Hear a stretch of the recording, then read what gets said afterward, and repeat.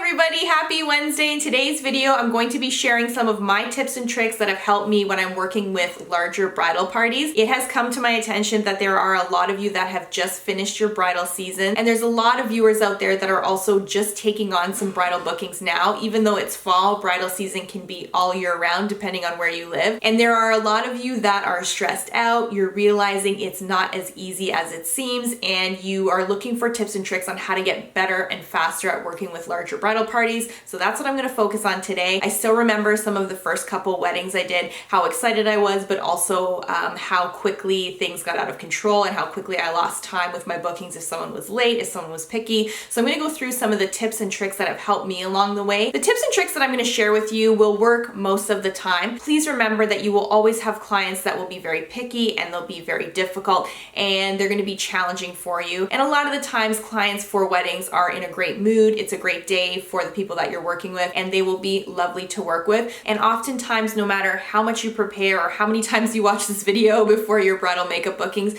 you're always going to have challenging clients. You're going to have really picky and demanding clients. And this is something that just happens. It's in our industry all the time. There are some things that I can talk about that will help you deal with these clients, and I can do that in another video or a blog post if you are interested in hearing about this. The tips and tricks in today's video are really meant to prepare you, to set you up for success, to help you manage your time so that if you do have these clients that take up a little bit more of your time in your schedule, you're not going to be stressed out and overwhelmed and fall behind. A lot of the things that you need to do to make sure your bridal party bookings run smoothly happen before you even get to the actual job. First thing that you want to do is to make sure that you're very open and honest with your clients when you're discussing how long it takes you to do a makeup application. If you are just starting out and it takes you 45 minutes to an hour or maybe an hour and a half to do a makeup application, that's totally fine. Just be honest with your client about this. There are so many people out there that say, yes, I can do 10 girls and half an hour each because they're greedy and they want that extra money and they want that booking. But to be honest, in the grand scheme of things, it's not worth it to stress yourself out, first of all. And it's not worth it when you are building your bridal business to rush through bookings and to stress yourself out. You do not want to be late and you do not want to make other people late for their wedding because you were not honest about how much time it actually takes you for a makeup application before you get to the wedding day. Make sure that you are honest with your client about how long it takes so that when you do get to the wedding day, once you have your schedule set and it's an appropriate amount of time for you to do a makeup application, you will stay on schedule, things will be less stress, and you'll be able to do a really great job for your clients. I have mentioned this in other videos, but it's a really important point and I want to make sure everybody who is watching this, who is running their own bridal business, gets in the habit of doing this. You need to provide your clients with a schedule. A schedule is just a formal way of letting your clients know that the people that you are working with need to be present at a certain time. Wedding days get crazy, people wander off, people go and do coffee runs, people are hungover from the night before. When you present a formal schedule to your clients, and you can get as detailed as possible, you can have the names of all the bridal party, you can have bridesmaid 1, bridesmaid 2, whatever works for you. This just shows your client that you are not messing around and that there is going to be an order for the day. You will be putting the schedule together ahead of time for your bride. Usually I like to send my schedules about 48 hours in advance to the bride. That way the bride can circulate it to her bridal party. It just shows a form of professionalism and it just lets your client know that you are on a schedule for the day and it's not a free-for-all and you're not going to be there for 5 hours to do 2 makeup applications. Something else that is really helpful to do and something that you can do before the actual booking occurs is to let your clients know how you want them to prepare for the makeup application. So usually I include this on my schedule as just a little box underneath the schedule, and I will let my clients know that they need to arrive to their appointment makeup free. I also let them know that they can arrive with their moisturizer already applied if they have a preference for a moisturizer. If not, I have plenty in my kit. I also let them know to arrive to the booking wearing a shirt that they can take on and off easily. This way you won't have anybody arriving to their appointment with a face full of makeup from last night. You will have clients that will come already moisturized, so that will save you time. And if you have them wear a shirt that gets on and off really easily, you're not going to spend time at the end of the appointment touching them up because when they change, they totally smudge their makeup and their lipstick. So these are just tiny little things that you can actually do beforehand. So anytime you can get extra time and save time from instructing your clients on how to show up properly for their appointment is definitely a plus, and it's definitely going to make things run a little bit more easily for you on the day of. This is the tip that I always talk about, and you've heard me talk about this in other videos, and I cannot stress it enough because it is a huge time saver, and that is to arrive to your bridal bookings or any bookings that you're doing as a makeup artist with a clean and organized kit. If your kit is messy, it looks really bad and it's really gross, but if it's disorganized, it takes you longer to find things and to reach for things, and seconds and minutes add up when you only have half an hour or 45 minutes for a makeup application. And you know I love the label maker and I love to label anything, and for some of you it might seem excessive, but when you are working quickly and you're stressed out, you don't really want to spend time rummaging through your kits. You want to know where your cotton pads and your Q-tips are, and you want to label maybe your lip pencil so you can easily grab a color. It's little things like this that will help your bookings go a little bit faster and more smoothly. So clean, organized kits, really, really important. Speaking of being clean and organized, this also goes for your station setup. So my next tip, of course, is make sure that when you set up your station, it is clean, it is organized. Do not unpack all of Sephora onto a table. I know it looks really great for Instagram. I know we see this all the time where we have celebrity makeup artists who are unpacking their whole kit on this beautiful countertop in a hotel room. I'm gonna tell you this right now, this very rarely happens. A lot of the times for bridal makeup bookings, you will be working off maybe a nightstand in a room. You may be working off a desk. You might have hair and makeup on a small desk in a hotel room to work off of. So you will be setting up your stuff on the edge of the bed. These are all the types of things that happen in real life, and it's at this point where you need to be very efficient and clean and organized with your station setup, because it's gonna make things run a little bit more smoothly for you. Realistically, for bridal bookings, you don't need to unload 10 palettes of eyeshadows. Likely you're gonna need 1 or 2 palettes because you're gonna be doing the same look on multiple people, or a variation of the same look on multiple people. Of course, you always need to be prepared, but a lot of the times the makeup application is gonna be pretty predictable and pretty average. You will also find that when you are in discussion with your bride in terms of what the look is gonna be for the bridesmaids for the day, when you talk to your bride at the trial, you'll have an idea of what is going to be needed makeup-wise for your bridal bookings. And this is where you need to cut back on the amount of product that you're bringing. And when you're setting up, you need to make sure that your setup is organized and efficient, because a lot of the times you're not gonna have all the room in the world to set up your whole entire kit. If you can get this under control and work with less, things will be a little bit easier for you. You can move faster. If you're working off just 1 or 2 small palettes, things will be so much easier for you, and you won't lose time looking for shadows, picking up different palettes, going back and forth from your table to your client. These minutes and seconds really add up with your bridal bookings. So make sure your station setup is not too excessive, and make sure it's clean and organized so you can work efficiently and quickly with your bridal clients. Just a quick side note to everybody that's watching, I am going to try to make more of an effort on Instagram to show you more videos of my station setup, so you can really get an idea of how much space I have, and you can get an idea of what it's like to be behind the scenes for a lot of the jobs that I'm working on.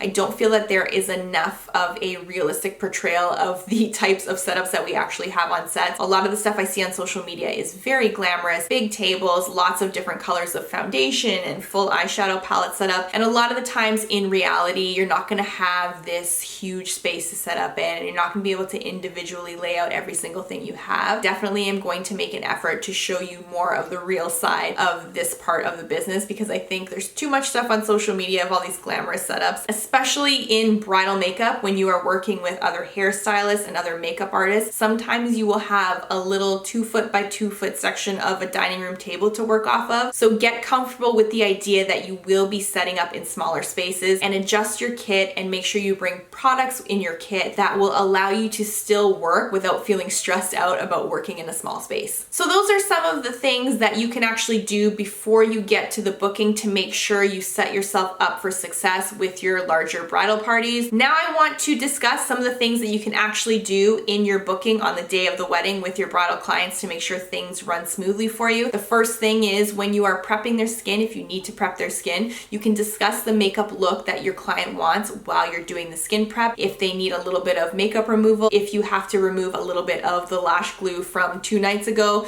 you can do this. Work and talk at the same time. Figure out what they need, what type of look they're going for, what they like, what they don't like. Do this while you're prepping the skin to save yourself a little bit of time. Another great tip, and you've seen me do this in some of my application videos, I like to start with the top half of the face, do the eyes, clean up any of the fallout, and then move to the rest of the face. Most of the times, if you need to work quickly, you're gonna be applying eyeshadow really quickly, fallout's gonna build up. You don't wanna waste time fixing foundation that you've already put down, so that's why I suggest doing the the eyes or top half of the face first. Another thing that has worked for me in the past, and I will do this occasionally with my clients, both bridal and my commercial and clients on sets, I will build one eye makeup look. So I'll do a complete eye, I will do brow, everything, lashes on one side, make sure they like it and they're happy with it, and then I'll move to the next eye. And usually when you do this, you'll find that you can do this eye much faster than the first eye once you have your finished look that your client is happy with. It does take a little coaching on your behalf to make sure your client can kind of visually understand how it's going to look together. But usually for bridal makeup, I find you can do one eye maybe without the lash, if that's a little bit easier for your client to digest when they look in the mirror. And on the second eye, you already know the shape that you want, you know the intensity of the shadow, so you can usually apply the other eye a little bit faster,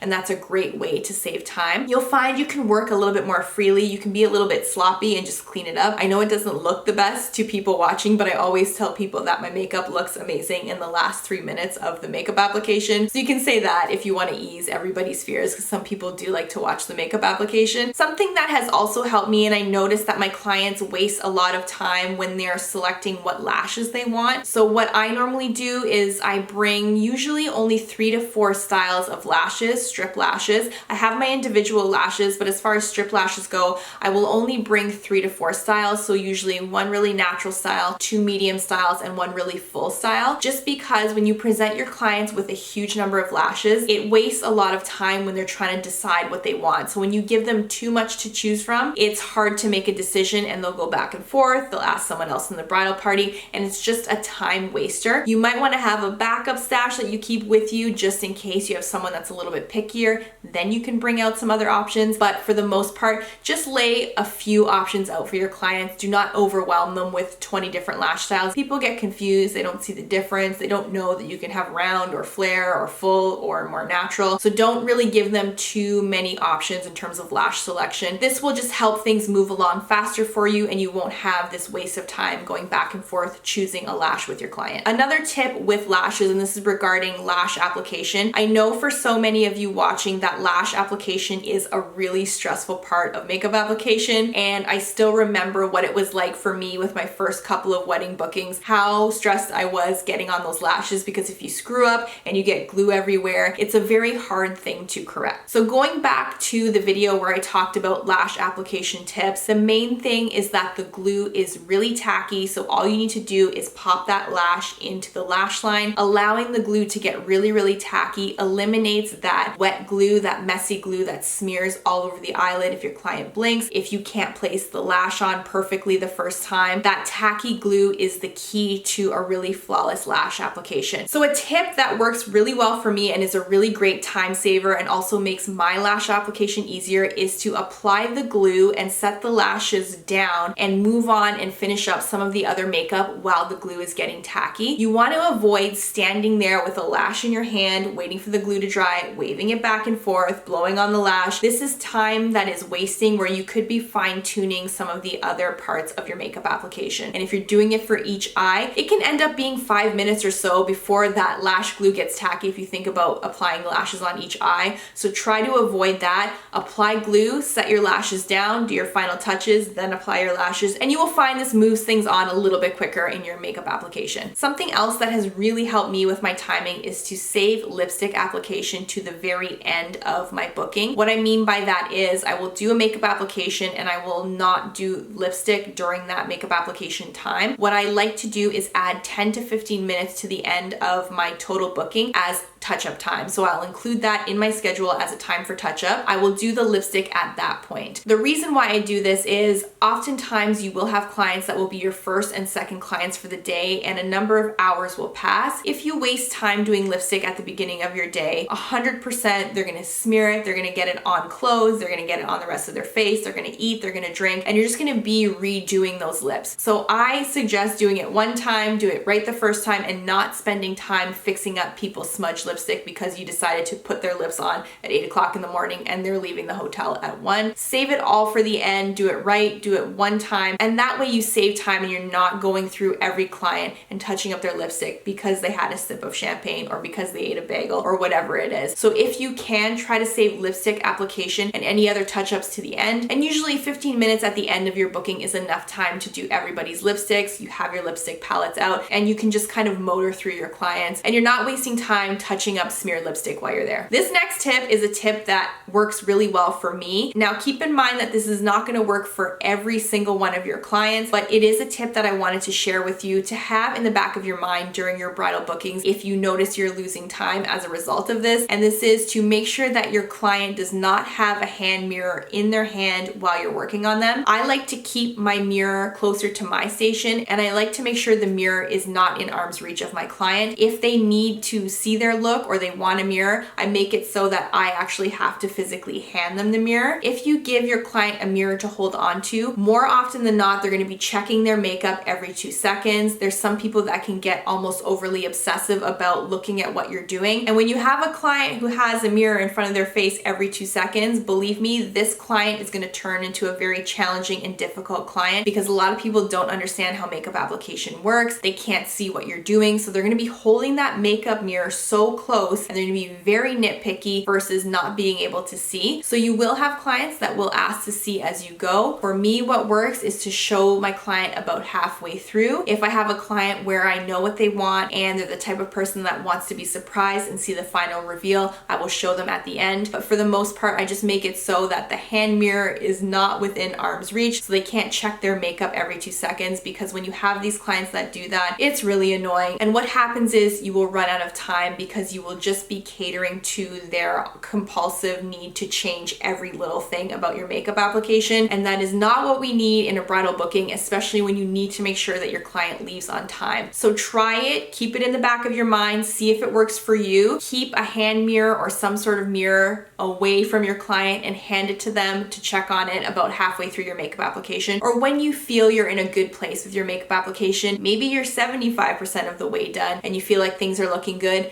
Then give your client a mirror at that point. A lot of bridal makeup artists will recommend that you tell your clients to have inspiration photos prepared for your makeup appointment. This is something you can include in the to-do list for your clients on the schedule if you want. I always ask for my clients to have images prepared or saved on their phone for me. To be honest, a lot of the times people will not bother with this, or they will show you images that completely do not apply to what you're doing. They're going to be really photoshopped, or they're going to be of Kim Kardashian, which is going to look nothing like your client, obviously. And this is something that I see happen all the time. So my recommendation is to, of course, encourage your clients to bring pictures to their appointment, but I would recommend saving a folder of pictures on your phone and have them handy to show your clients. This way you can go back and forth with references that you have just to see what they like, what they don't like. You can categorize it. You can have a smoky eye, natural makeup, glowy makeup, however you want to organize these photos, but definitely have reference pictures on your phone to show your bridal clients, because a lot of people, especially if they're not familiar with makeup, are not going to know where to look for these photos. They're not going to bother preparing for the appointment. So you want to make sure that you have your own stockpile of images to show your clients. These can be images of celebrities on the red carpet. They can be other bridal clients you've had.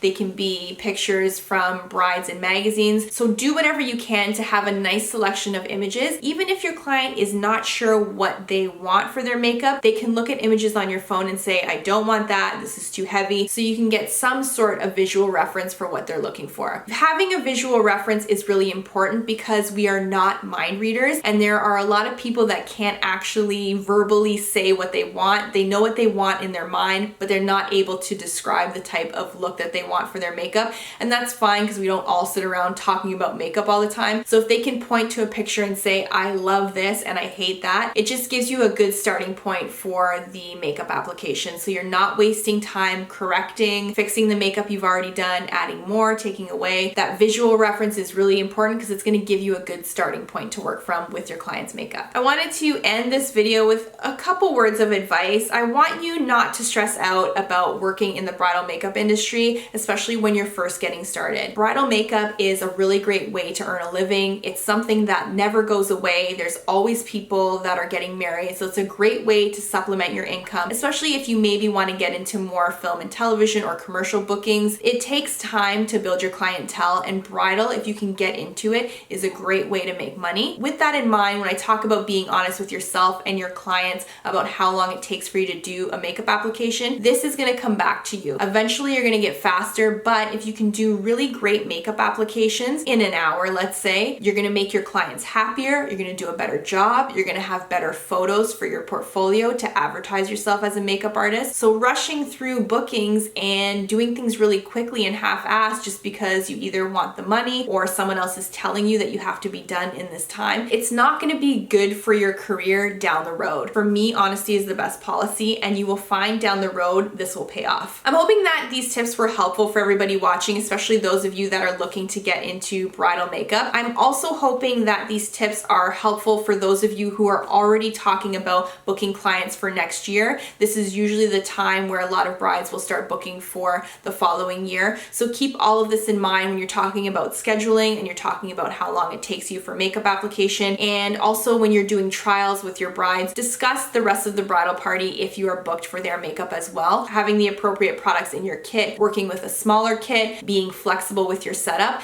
these are all going to add up to a really easy day when it gets to your client's wedding day, and you won't feel that stress. You won't be losing time with things like having your clients show up with makeup on their face already, or scheduling not enough time for your makeup applications. Having those pictures handy. This is really great for business, and this is really going to help build your business if you are looking at being a makeup artist in the bridal makeup industry. If you have any more questions for me about this or anything bridal makeup related, please feel free to put them in the comments box below. More videos on more bridal stuff are definitely coming up because I know a lot of you have just finished your first bridal season and it does get overwhelming, and there's always things that we can do to get better. Thank you guys so much for watching, and I will see you here next Wednesday. Bye everybody.